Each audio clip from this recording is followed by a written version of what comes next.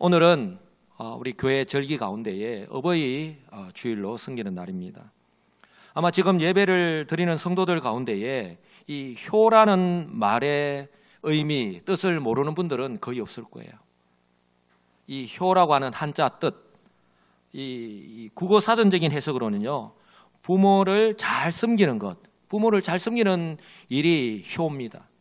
근데 효라고 하는 한자의 모양을 보시면 위에 늙을 노자가 있고 밑에 아들 자자가 있습니다. 이 노자를 자자가 업고 있는 모습이죠. 즉 늙은 부모를 자녀가 업고 있는 것, 늙은 부모를 잘 업어드리는 것, 다시 말해서 자식이요 늙은 부모를 잘 받드는 것이 효도다. 우리나라의 역사와 전통 가운데서도 가장 중요하게 여기는 덕목 또한 효라고 할 수 있죠. 그렇다면 이러한 전통이 지금 현재에도 변함이 없을까요? 유효할까요? 지금 현재 우리나라에서 일어나고 있는 그런 현상들을 바라보면서 여러분들은 어떻게 생각하십니까? 몰라서 제대로 지키지 못하는 분, 실천하지 못하는 분은 거의 없을 거예요. 그런데 사회적 현상들, 급격하게 변하는 우리 주변의 환경들, 우리나라에서 일어나고 있는 일들만 바라본다면 그런 것들이 또 우리가 제대로 섬기지 못하게 하는 그런 요인들 중에 하나가 아닐까 싶은데요. 제가 이번에 이 어버이 주일을 설교를 준비하면서 그래서 좀 더 왜 우리가 못 섬길까? 나타나는 현상들을 한번 살펴보기 위해서 좀 통계 자료들을 좀 이렇게 들어가서 살펴보았습니다. 여러분들도 이미 잘 알고 계시듯이 지금 우리나라는요, 저출산 어느 정도로 심각하냐? 0.78명으로 1년에 OECD 선진국 가운데에 꼴찌입니다. 그런데 문제는 이것이 한두 해가 아니라 계속 지속되다 보니 인구의 감소 현상이 계속되고 있고요. 이것으로 끝나는 것이 아니라 동시에 고령 인구는 계속해서 증가하고 있는 것이 현실이라는 거예요. 고용노동부에서 작년 2월, 2022년 2월 달에 발표한 것에 따르면요, 여러분 생산 가능 인구가 15세에서 64세까지를 생산 가능 인구라고 합니다. 또 이 생산 가능 인구는 들어가 보면 경제 활동 인구, 직접 이렇게 돈을 벌고 취업을 해가지고 돈을 이렇게 경제적인 효과를 이렇게 할 수 있는 그런 인구가 있는 반면에 또 비경제 활동 인구라고 이렇게 세부적으로 나누어지지만 어떻든 이 15세에서 64세의 생산 가능 인구가 2030년도에는요 320만 명이 넘게 감소할 것이라고 그렇게 예측을 하고 있습니다. 이것이 무엇을 의미하냐면 65세 이상의 인구가 그만큼 증가한다라고 하는 것을 의미하는 것입니다. 그러다 보니 노년층에 대한 부담이 커질 수밖에 없는 거예요. 국가적으로도 그렇고 가정적으로도 그렇고 이미 우리나라에서 나타나고 있는 현상이 아닐까 싶습니다. 국가 통계 포털, 이 코시스라고 하는데 그 자료에 따르면 2023년 현재입니다. 지난달 현재입니다. 지난달 현재 우리나라의 65세 이상의 고령 인구가 여러분 몇 명인지 아십니까? 화면에 보시는 대로 949만 9,933명. 엄청난 숫자입니다. 전체 인구 대비 18.4%를 차지하고 있는데요. 2025년도에는 이제 2년 뒤입니다. 20%가 넘을 것으로 전망을 하고 있습니다. 국제기준상 65세 이상의 인구 비중이 14% 이상이면 고령사회, 그리고 20% 이상이면 초고령사회라고 이렇게 부르는데요. 우리나라에는 이 고령사회에서 초고령사회로 넘어가는 시간, 그 기간이요. 몇 년인지 아십니까? 7년이에요. 7년 만에 고령사회에서 초고령사회로 넘어가는 거예요. 그런데 미국은요 15년, 그리고 영국은요 50년. 이걸는데 훨씬 짧죠. 뭐든지 1등을 합니다. 그러다 보니 나타나는 여러 가지 문제점들이 많이 있죠. 특히 가족이나 노후에 대한 생각도 바뀌는 것이 현실입니다. 이 자녀들이요 부모를 부양해야 한다. 누구나 다 알고 있죠. 그런 책임이 있죠.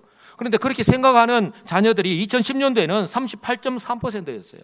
한 40% 육박했는데 10년이 지난 2020년도에는요 27.3%로 10% 이상 쑥 감소한 거예요. 이런 사회적인 현상들, 그것들을 우리 자녀들이 고스란히 피부로 경험하다 보니까 이렇게 감소할 수밖에 없던 것이죠. 그런데 2021년도에 통계청 기준으로요, 독거노인, 이 혼자서 사는 노년층을 독거노인을 하잖아요. 뭐 여러 가지 이유는 있겠죠. 근데 독거노인 수가 2021년 통계청 기준으로 182만 4,434가구라고 합니다. 엄청난 숫자입니다. 여러분들이 놀라지 않은 것을 보니까 나와는 상관이 없구나, 우리의 가정의 일은 아니다 라고 생각해서 그런지 몰라도요, 여러분 더 이상 이 통계 기준을 볼 때 다른 사람의 얘기 아닙니다. 바로 우리의 가정의 일이고요, 우리 교회의 일이기도 합니다. 우리가 직면한 현실입니다. 저희 가정도 보면 85세 된 우리 어머님이요, 경북 경주에서 혼자 생활하고 계시고, 또한 80세 되시는 우리 장인어른 역시 경북 의성에서 혼자 생활하고 계십니다. 말 그대로 독거노인입니다. 두 분 모두 혼자 사시는 것이 편하다 하시고, 또 뭐 조금은 불편한 점은 있지만 그럼에도 불구하고 건강하게 잘 이렇게 지내고 계셔서 참 감사한데, 그럼에도 불구하고 어떻습니까? 자녀이기 때문에 너무 마음이 아프잖아요. 죄송스럽고 자주 찾아뵙지 못하고 제대로 챙겨드리지 못하고 혹시나 아프다라고 하면 마음이 아픈 것이 현실이잖아요. 그러니까 혼자서 생활하시는데 불편함이 없도록 물심양면으로 신경을 쓸 수밖에 없는 것이 현실이라는 거예요. 저와 제 아내가 50대 중반이니까 아마 지금 예배를 드리는 성도들 가운데에 많은 숫자가 아마 저희 가정과 비슷하지 않나 싶습니다. 말 그대로 샌드위치. 부모이면서 동시에 자녀인, 아직도 노부모님들이 살아 계시는 우리 성도님들이 많이 계실 거예요. 그렇다면 이런 현실 앞에서 그 어느 때보다 어렵고 힘든 환경 가운데 살아가고 있는 것이 분명한데요, 그 부모님들도 다 알고 계셔요. 이런 현실 앞에서 저와 여러분은 성도입니다.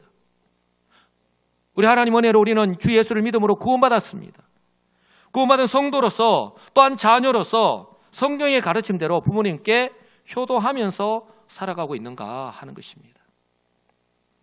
저를 포함해서요, 정말 마음은 그렇지 않은데 매일 바쁘게 살아갈 수 없는 그런 현실, 처음에는 참 이렇게 죄송스럽고 미안한 마음이 있었지만, 그런데 이런 현실을 핑계 삼아서 어느새 부모님께 제대로 효도하지 못해서 그저 죄송한 마음을 가지고 그렇게 살아가고 있는 성도들 아마 결코 적지 않을 거예요.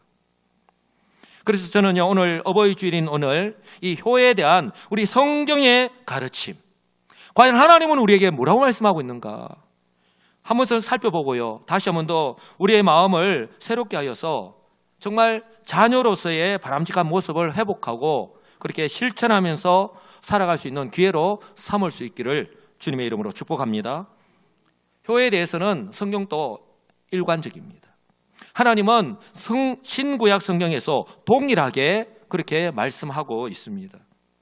그리고요, 이 효에 대한 하나님 명령이 하나님께서 우리에게 명령하실 때에 마땅히 우리가 그렇게 행해야 되는 것인데, 그럼에도 불구하고 우리 하나님은요, 이 명령에 순종하며 살아갈 때에 축복까지 약속하고 있잖아요. 왜 축복 명령을 하셨는데 명령하면 그대로 순종해야 되잖아요. 그런데 하나님은요, 축복까지 약속하십니다. 왜 그럴까요? 그게 마땅히 행해야 될 일이기 때문에 그렇습니다. 그리고 또 하나 내포하고 있는 것이 그만큼 그 명령대로, 그 말씀대로 순종하면서 살아가는 것이 어렵기 때문에, 이것은 우리가 알고 있는 것과 내가 지식적으로 알고 있는 것과는 별개의 문제잖아요. 먼저 우리 구약 성경을 살펴보면 아마 여러분들은 부모님에 대한 효, 아마 십계명을 가장 먼저 떠올릴 거예요. 십계명에서 제5계명에 그렇게 말씀하고 있지, 아마 그것만 생각하실 거예요. 그런데 오늘 우리가 조금 전에 교동문 하면서 잠언서에도 이런 말씀이 있네 라고 아마 처음으로 보신 분들이 있을 수도 있습니다.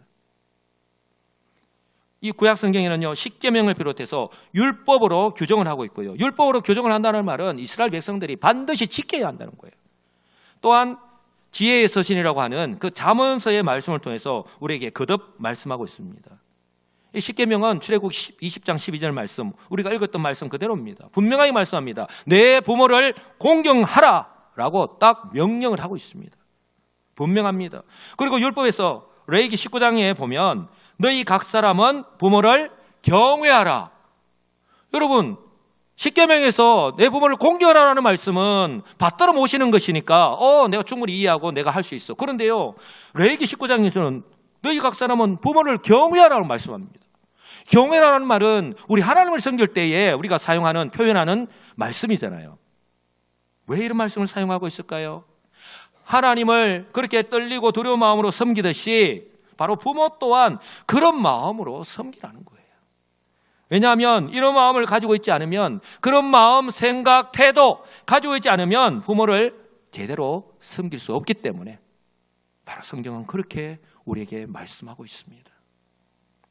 특별히 모세가요, 출애굽 후에 시내 광야에, 시내산에서 이렇게 십계명을 받았잖아요. 그리고 광야 40년을 보내면서 이제 가나안 땅에 들어갑니다. 가나안 땅에서 전혀 다른 이스라엘 백성들이 어떻게 살아갈 것을 너무나도 잘 알고 계신 우리 하나님께서 모세를 통해서 가나안 땅에 들어가기 직전에 가나안 땅에 보이는 그 모압 평지에서요, 다시 한 번 더 말씀하신 것이 신명기입니다.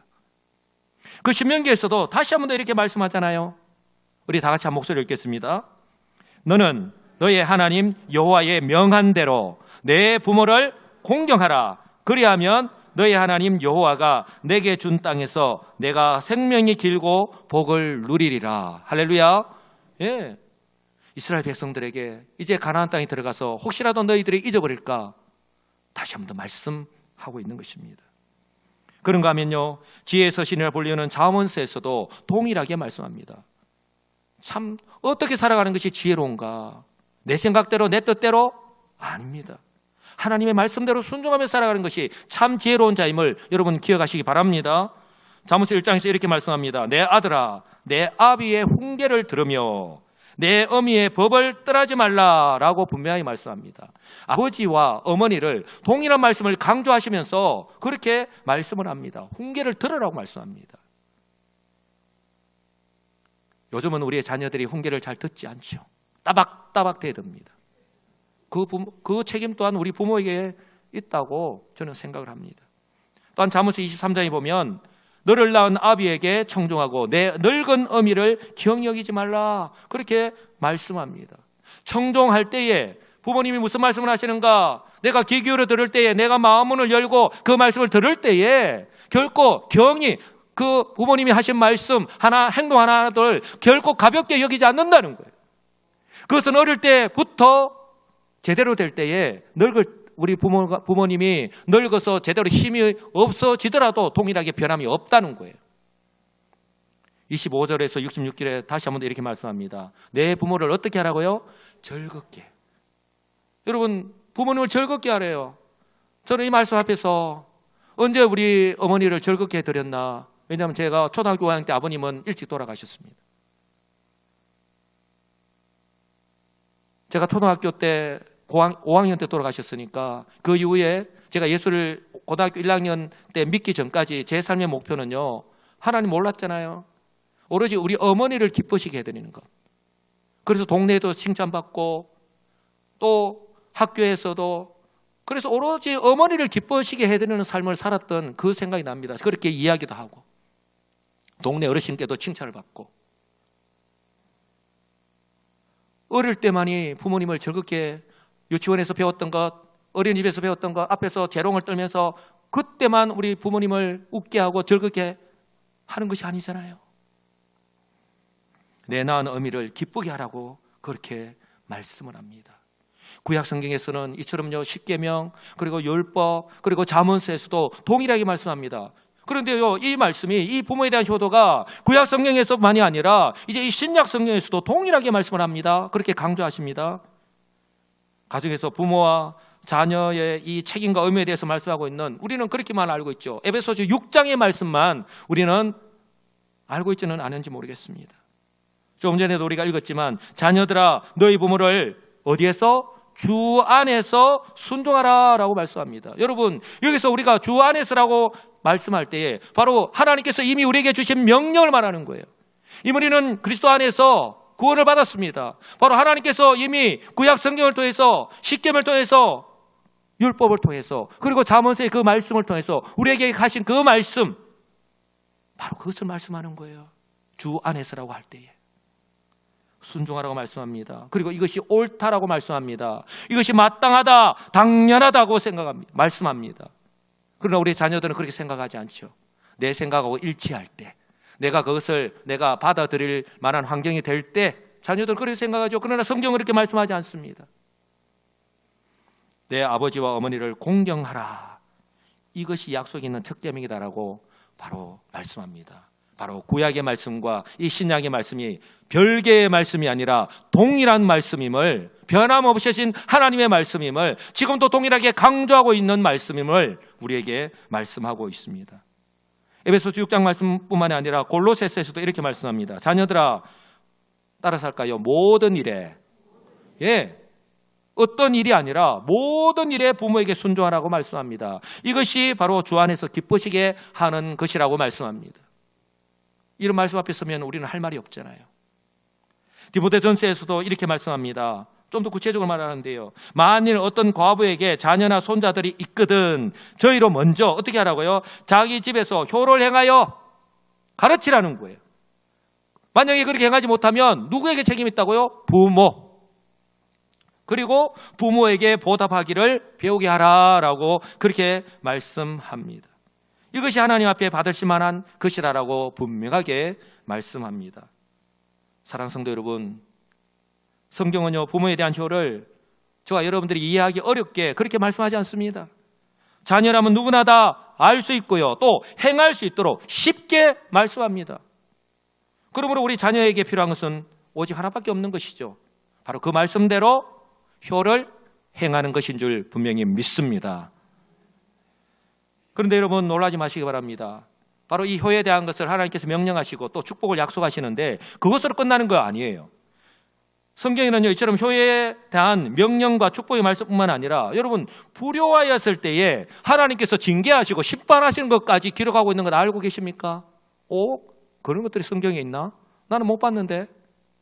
여러분 불효하였을 때에 하나님께서 징계하시고 심판하신다고 분명히 말씀합니다. 그것도 한두 군데가 아니라 거듭 말씀하시면서 강조합니다.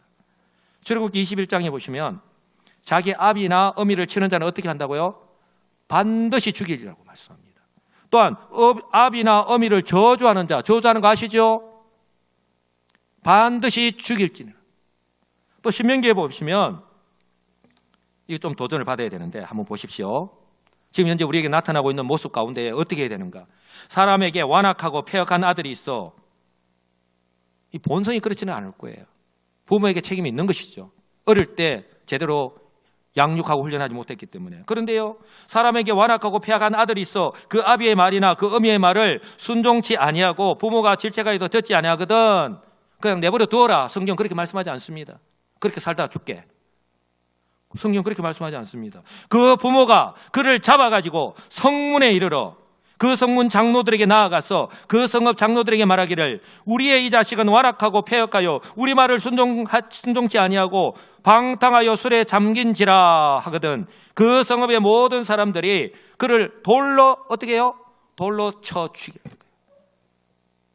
더 이상 이 자녀를 어떻게 할 수가 없습니다. 바로 이스라엘 믿음의 공동체 안에서 돌로 쳐 죽이라고 말씀합니다. 그러면서 뭐라고 합니까? 내가 너의 중에 악을 제하라고 말씀합니다. 영향을 미친다는 거죠. 신명기 27장에는요. 그 부모를 경홀히 여기는 자는 저주를 받을 것이라고 말씀합니다. 내가 저주한다고 해서 그 사람에게 저주가 임하는 것이 아니라 뭐라고 말씀합니까? 부모를 경홀히 여기는 자는 저주를 받을 것이라고 성경은 말씀합니다. 그럴 때 이 모든 백성들이 어떻게 하라고요? 아멘. 그 모든 백성이 아멘. 따라서 할까요? 아멘. 그렇게 될 줄 믿습니다. 그게 아멘이잖아요. 잠언서 30장에 보시면 무섭습니다. 이렇게 적나라하게 하나님 말씀합니다. 아비를 조롱하며 어미 순종하기를 싫어하는 자의 눈은 어떻게 해요? 꼴짜기의 까마귀에게 쪼이고 독수리 새끼에게 어떻게 해요? 먹히리라. 이렇게 노골적으로까지 말씀합니다. 사랑하는 성도 여러분, 제가 겁을 주려고 제가 만들어낸 말씀이 아닙니다. 성경의 말씀입니다. 하나님의 자녀에게 주시는 하나님의 말씀입니다. 여러분 우리가 이 구체적으로 들었는데요. 한 가지 특징을 발견할 수 있습니다. 성경은 부모님께 대한 불효의 내용이 무엇인지 그것이 어떤 내용인지 구체적으로 말씀합니다. 그리고 불효하였을 때에 그냥 겁을 주는 것이 아니라 반드시 심판하신다고 그렇게 노골적으로까지 표현하면서 강조하고 있습니다. 성경에 이런 사람들이 있잖아요. 특히 이 노아의 세 아들, 노아는 의인이다라고 성경 말씀하는데 이 노아에게 세 아들이 있는 거 아시죠? 예, 셈, 함, 야벳. 이 세 아들이 있는데 이 함이라고 하는 둘째 아들이 그랬습니다. 이 아버지가 이 포도주에 취해서 옷을 벗고 있었어요. 그러니까 성경에는 하체가 다 드러나도록. 그런데 그걸 누가 발견했다고요? 둘째 아들 함이 발견한 거예요. 그러면 여러분들은 어떻게 하시겠습니까? 빨리 동사무소로 가서 마이크를 잡고 동민 여러분, 우리 아버지가 지금 술을 먹고 취해가지고 제정신이 아닙니다. 하체까지 다 드러내고 색 난립니다. 여러분 이렇게 하실 거예요? 바로 이 함이 두 형제에게 가서 그렇게 이야기한 거예요. 떠버린 거예요. 그럴 때 우리는 이 불효막심한 것 하잖아요. 그런데 그 소식을 들은 셈과 야벳은 두 형제는 어떻게 했습니까? 아버지에게 갔는데 옷을 가지고 가서 뒤로 가서 그 아버지의 하체를 덮고 하체를 보지 않았다. 그렇게 성경은 말씀하잖아요. 마음과 태도입니다. 시간이 지난 후에 술에서 깬 아버지 노아가 함이 행한 일을 다 알았던 것이죠. 그래서 아버지를 가볍게 여긴 벌을 받아서 어떻게 명령합니까? 셈과 야벳의 종이 되게 하겠다. 그렇게 벌을 내리잖아요. 다윗의 아들 압살롬 기억하시죠? 좀 전에 우리 김경민 장로님 기도하시면서 지금 사무엘 하 말씀을 읽고 있는데요. 하나님께서 어떻게 역사하시는가? 여러분 다윗이 누구보다도 사랑했던 아들이 다 사랑했지만 그 가운데 누구보다도 사랑했던 아들이 압살롬이에요. 그런데 이 압살롬은 자신의 욕심 때문에 천륜을 어기고 그의 아버지 다윗의 그 왕권을 차지하기 위해서 뭐 했습니까? 구테타를 일으켰잖아요. 왕권을 탐했습니다. 그런데 왕권을 차지하고 그가 그 나라를 잘 다스렸습니까? 그 결과가 어땠습니까? 결국은 비참하게 죽고 말았지 않습니까? 자신은 비참하게 죽고 그 아버지 다윗의 마음은 엄청나게 아프게 하여. 사랑하는 성도 여러분, 성경이 우리에게 무엇을 말씀합니까? 바로 하나님 말씀이요 경고에만 겹치는 것이 아니라 이처럼 부모에 대한 불효로 결국은 저주를 받고 죽임을 당하는 것이 실제로 이루어졌다라고 하는 것을 우리에게 말씀을 하고 있습니다. 사랑하는 성도 여러분, 하나님께서요 구약의 이스라엘 백성들과 언약을 맺으시고, 언약을 맺었다는 말은 이제 너희들은 나의 백성이 되었다, 나의 사랑하는 자녀다라는 말씀입니다. 이제 언약을 맺으시고요, 바로 그들이 하나님의 백성으로서 이제 하나님과 그리고 사람들과의 관계 속에서 가장 기본적으로 지켜야 하는 것으로 무엇을 하라겠습니까? 십계명을 하라겠잖아요. 잘 아시듯이 그 십계명 1계명에서 4계명까지는 하나님에 대한 계명입니다. 하나님을 어떻게 섬겨야 될 것인가. 그리고 5계명에서 10계명이 바로 사람들과의 관계에서 지켜야 되는데, 하나님께서 가장 먼저 말씀하신 것이 뭐라고요? 제5계명 뭡니까? 내 부모를 공경하라, 순종하라. 예, 바로 부모에 대한 효에 대해서 말씀하신 거예요. 그것이 바로 출애굽기 20장 12절 말씀, 내 부모를 공경하라 라는 이 하나님의 명령과 바로 동일하게 신약 성경에서도 바로 구약의 십계명에서 말씀하신 것처럼 동일하게 우리에게 말씀하잖아요. 바로 에베소서 6장 1절에서 3절 말씀입니다. 자녀들아 너희 부모를 주 안에서 순종하라. 바로 구약에서 십계명을 통해서, 율법을 통해서 동일하게 말씀하고 있는 것처럼 하나님의 명령이고 바로 하나님의 말씀이고 하나님의 뜻이라는 거예요. 이렇게 순종하는 것이 어떻다고요? 마땅하다, 당연하다고 그렇게 말씀합니다. 그리고 뒤에서 내 아버지와 어머니를 공경하라, 이것이 약속이 있는 첫 계명이니 라고 분명히 말씀합니다. 구약 성경에만 말씀하시는 것이 아니라 지금 신약 시대에도 지금 이 시대를 살아가는 저와 여러분들 역시 이렇게 살아가야 한다라고 분명하게 말씀합니다. 이것은요, 하나님께서도 가정을 이루고 있는 부모와 자녀와의 관계 속에서 부모에 대해서 우리 자녀가 행해야 되는 도리 가운데에 가장 중요하고 기본이 되는 것이고, 또한 세월이 흐르고 환경이 바뀐다 하더라도 결코 변하지 않는다라고 하는 것을 우리에게 분명하게 말씀하고 있는 거예요.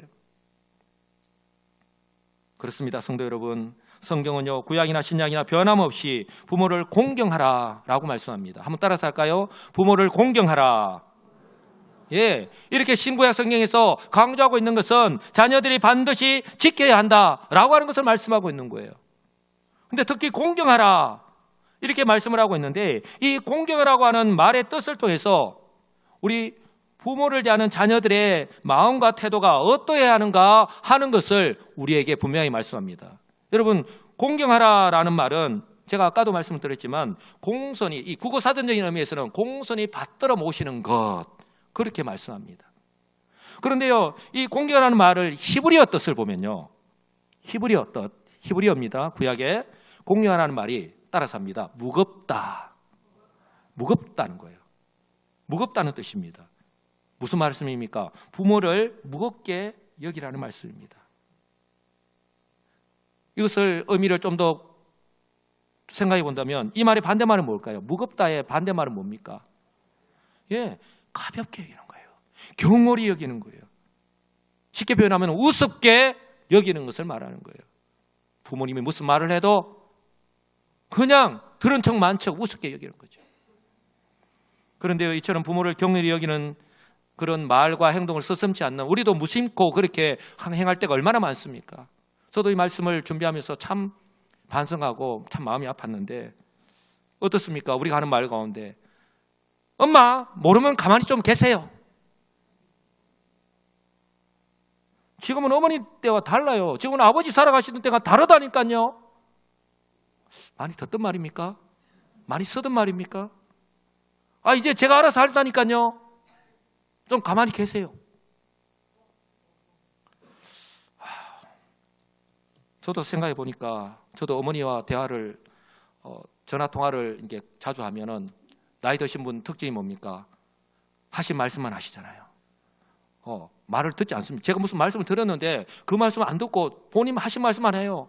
그러면 제가 끝까지 듣고 네 어머니 감사해요 어머니 계속 기도해 주세요. 그럼 끊어야 되는데 이놈의 성질이 더러워서 어머니 좀 들으세요. 어머니 좀 그만 좀 말씀하시고.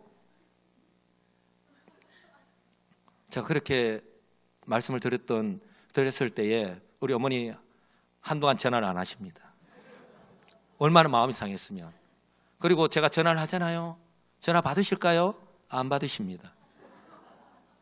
우리 여동생에게 전화해서 엄마가 전화를 안 받는다. 전화 좀 받아라 해라. 왜냐하면 제가 그렇게 말씀드려서 삐져가지고. 우리 부모님이 그래요.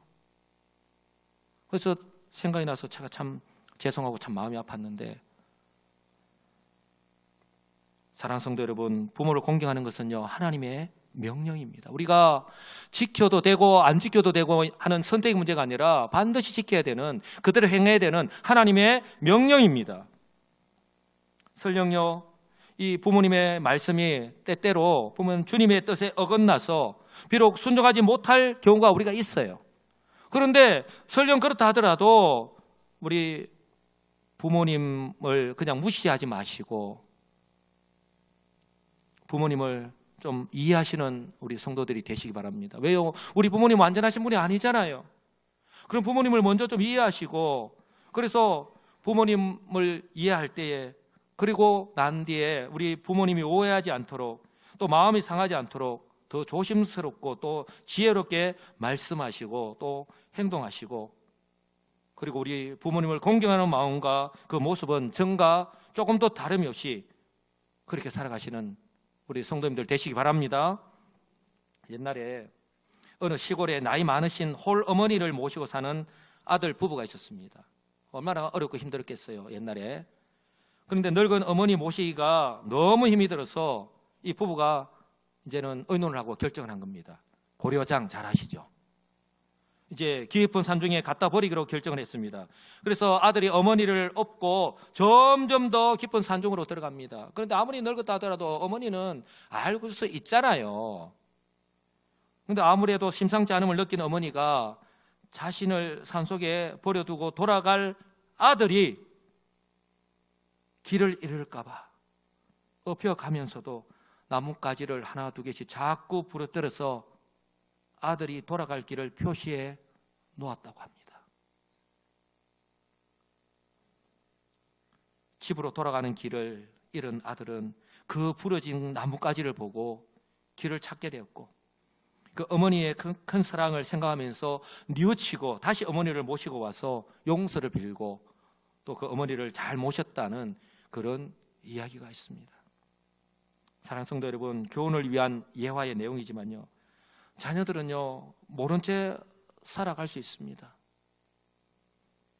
그런데 우리가 알아야 되는 것은 부모님 역시 자녀를 위해서, 자녀들 때문에 직장에서 온갖 수모, 욕, 핍박을 당하면서도 참으시잖아요. 우리 가정에서도 마찬가지입니다. 그렇게 희생하시고 참으셨다라고 하는 사실을 꼭 기억하시기 바랍니다. 이러한 부모님의 사랑을 저와 여러분이 너무나도 잘 알고 있는 그 어머니의 마음이라고 하는 노래의 가사를 통해서 우리가 너무나도 잘 알고 있잖아요. 나실제 괴로움 다 잊으시고 기를제 밤낮으로 애쓰는 마음, 진자리 마른 자리. 진자리 잘 아시죠?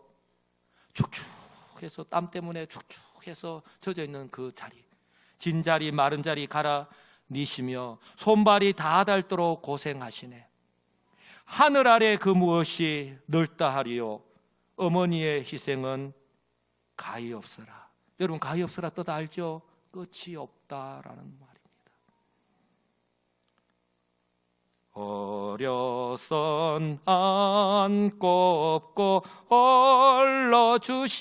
얼러주시고 자라선 문기되어 기다리는 말, 나를 쌓 그릇될 쌓 자식 생각에 고우시던 이마 위에 주름이 가득, 땅 위에 그 무엇이 높다 하리요, 어머님의 정성은 지극하여라. 여러분 동의하십니까? 사람의 마음 속에 온 가지 소원, 한두 가지가 아니라는 거예요. 그러나 어머니 마음 속엔 오직 한 가지, 아낌없이 일생을 자식 위하여 살과 뼈를 깎아서 바치는 마음, 인간의 그 무엇이 거룩하리요, 어머님의 사랑은 거지없어라. 효는요 하나님의 명령일 뿐만 아니라 자녀로서 이런 사랑을 우리가 받았거든요. 오늘의 우리가 그냥 있는 것이 아니잖아요. 그리고 그 부모님이 언제나 계수해서 우리 가까이 계시는 것이 아니잖아요. 자녀로서 마땅히 행해야 되는 도리입니다. 여러분, 우리 예수님 또한 육신의 어머니 마리아를 얼마나 잘 모셨는지 모릅니다. 유대인의 전성에 따르면 육신의 아버지 요셉이 10대 후반이었을 때에 마리아와 예수님을 비롯한 그 자녀들을 남겨둔 채 일찍 죽었다라고 그렇게 전해 내려오고 있습니다. 근데 우리 예수님은 요셉의 직업을 이어받아서 목수 일을 하면서 그 어머니 마리아를 모셨습니다. 어떻게 직업 정성을 모셨는지 알 수 있는 것이, 예수님께서 이제 공생애를 마치고 십자가에 달려 돌아가실 때에 마지막에 행하셨던 그 모습, 십자가 위에서 우리 사도 요한에게 그 어머니 마리아를 부탁하는 장면, 여러분들 기억하시죠? 얼마나 그 어머니, 육신의 어머니 마리아를 효도하였는가. 요한복음 19장에 보시면 예수께서 자기 어머니와 사랑하시는 제자가 곁에 서 있는 것을 보시고 자기 어머니에게 말씀하시되 여자여 보소서 아들입니다. 이제 나는 십자가를 지고 이제는 아버지께로 가야 되기 때문에 없잖아요. 그래서 사도 요한에게 그 어머니 마리아를 부탁하는 거예요. 또 그 제자에게 이르시되 보라 내 어머니라 하신대, 그때부터 그 제자가 자기 집에 모셨다라고 말씀합니다. 사랑하는 성도 여러분, 어버이 주일을 맞이하면서 자녀로서의 우리 자신의 모습을 다시 한 번 더 돌아볼 수 있기를 원합니다. 분명 어렵고 힘든 환경이면 틀림이 없습니다. 그러나 우리가 알아야 되는 것은 부모님이 계시는 지금이 바로 그렇게 효도할 수 있는 기회인 줄 알고 그 기회를 놓치지 않는 우리 성도님들이 되시기 바랍니다. 왜요? 왜 이래 해야 됩니까? 우리 부모님은 항상 내 곁에 계시는 것이 아니기 때문에. 그래서 혹자는 이렇게 말씀합니다. 만약에 부모님이 생존해 계신다면 아내와 자녀들에게 솟는 애정과 사랑을 부모에게 반이라도 나누어 드리라고 권하고 싶다. 부모님이 돌아가시고 난 뒤에 아무리 후회해본들, 장례식장에서 아무리 슬프게 울어본들 아무런 소용이 없기 때문이다 라고 그렇게 이야기하더라고요. 맞지 않습니까? 여러분, 부모님이 돌아가시고 난 뒤에 우리 자녀들이 공통적으로 하는 말이 무엇입니까? 부모님 살아계실 때 잘해드렸어요. 잘해드렸는데 부모님께 잘해드린 것은 하나도 생각나지 않고 못해드린 것만 생각이 나서 그렇게 가슴 아프고 그렇게 울 수밖에 없잖아요. 그렇다면 혹시라도 우리 부모님 살아계십니까? 효도해야 되는데, 그러면 우리의 일상 속에서 실천할 수 있는 효가 무엇이 있을까요? 여러분, 지금 어떻게 효도하고 계십니까? 여러분, 혹시 효실천 쿠폰이라고 들어보신 적 있습니까? 효실천 쿠폰. 이렇게 부모에게 한번 효도하고 살아가자고. 왜? 지금 그런 시대적 환경이 아니니까. 이렇게 한번 가보자고. 어느 지자체에서 이렇게 아이디어를 내어서 10가지가 있죠. 그렇게 했을 때에 도장을 찍는 거예요.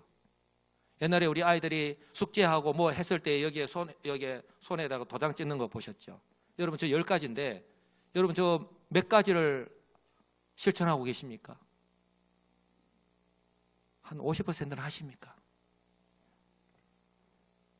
효도는요, 돈이 많으면 돈으로 이렇게 물질로 우리 부모님께 할 수 있다면 얼마나 좋겠습니까? 그런데요, 꼭 돈만으로 할 수 있는 것이 아니라 돈 없이도 얼마든지 할 수 있다는 거예요. 어떻게 해요? 부모님의 마음을 편안하게 해드리는 거예요. 부모님의 마음을 즐겁게 해드리는 것입니다. 부모님의 마음을 감동하게 해드리는 거예요. 어떻게 해요? 아주 쉽습니다. 여러분, 우리가 지금은요, 한 1년에 한두 번 명절 때, 뭐 휴가 때 한두 번은 우리가 부모님 댁에 찾아뵙습니까? 그렇게 부모님께 찾아갈 때에 우리 얼굴 표정 어떻게 해야 된다고요? 내가 가기 싫은 거 억지로 왔다가 얼굴에 다 담아가지고 지금 내 어머니 내 얼굴 아시죠? 내가 지금 심정이 어떤지 그걸 드러내는 것이 아니라 한번 활짝 웃어보십시오. 웃어보시라니까요. 활짝 웃으십시오. 밝게. 그렇게 웃으십시오. 그럼 부모님은 아이고 얘들은 어렵고 힘들게 왔는데 아이고, 그리고 얼마나 마음이 편하시겠어요. 그리고 부모님과 대화할 때 어떻게 해요? 말 한마디다 어떻게? 딱딱 똑 부러지게 그냥 어머니 이것은 맞고 저것은 저렇게 그렇게 하시면 안 돼요. 딱딱 칼 자르듯이 무 자르듯이 자르지 말고 어떻게 해요? 말 한마디라도 어떻게? 예, 한번 따라서 합니다. 부드럽고 따뜻하게. 예, 여러분들의 성품이잖아요. 예, 여러분 성품처럼 그렇게 부드럽고 따뜻하게 하신다면 우리 부모님들의 마음이 얼마나 편안하고 좋으시겠어요. 결코 돈 드는 거 아니잖아요. 그렇죠? 실천할 수 있겠죠? 예, 바라기는 먼저 나의 부모님부터 먼저 실천하시고, 그래서 범위를 넓혀서 이제 우리 교회 성도들, 우리 교회에서 어르신들 만났을 때에 아이고 오시든지 말든지 뭐 나는 내 길 갈란다. 어떤 분은 절로 가는데도 일부러 찾아가가지고 아이고 집사님, 권사님 어디 갔어요? 왜 내 지금 바쁜데 왜 나 갈 길을 막노? 그런 우리 어르신들이 어디 계시겠습니까? 네, 부모님부터 실천하시고, 그리고 우리 교회 성도들, 그리고 우리의 이웃들을 공경하면서 살아가셔서 이처럼 하나님의 명령에 순종하는 성도, 그리고 우리 하나님께서 약속하신 이런 은혜와 복을 바로 우리뿐만 아니라 우리의 자녀들 역시 그렇게 본받고 그렇게 살아감으로 그것을 마음껏 받아 누리면서 살아가시는 복된 우리 시민교회 성도들이 다 되시기를 우리 주님의 이름으로 간절히 축복합니다. 아멘.